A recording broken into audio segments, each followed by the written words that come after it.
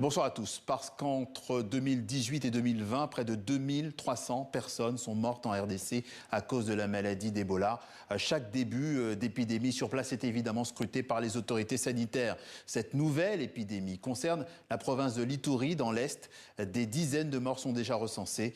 Le point avec Perrine Roanne et Aros Guelor-Longo. Depuis quelques semaines, les décès se multiplient dans le village de Rwampara, dans le nord-est de la République démocratique du Congo. Et chez les habitants, l'angoisse grandit.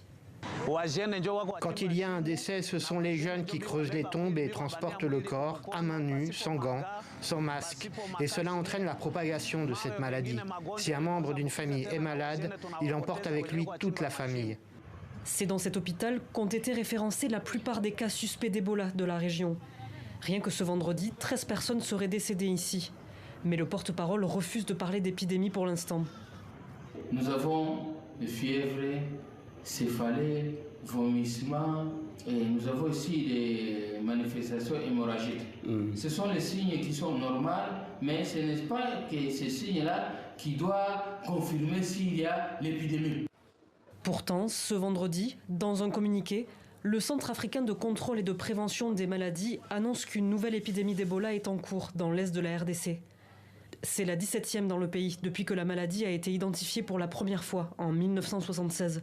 Cette fois-ci, au moins 65 personnes sont déjà mortes et près de 250 cas suspects ont été recensés dans la province de l'Ituri, frontalière de l'Ouganda, ainsi que du Soudan du Sud. L'Organisation mondiale de la santé collabore avec les autorités pour organiser une riposte d'urgence. Nous avons déployé à Bunia, capitale de la province de l'Ituri, des fournitures médicales et des équipements de protection pour la prévention et le contrôle des infections. Aujourd'hui, j'ai débloqué 500 000 $ américains provenant du fonds de réserve de l'OMS pour les situations d'urgence afin de soutenir immédiatement la riposte. Selon des responsables au sein du Centre africain de contrôle et de prévention des maladies, la situation se serait aggravée et l'Ouganda vient tout juste de déclarer l'épidémie également. Une réunion d'urgence nationale a été tenue ce vendredi avec les autorités sud-soudanaises et ougandaises.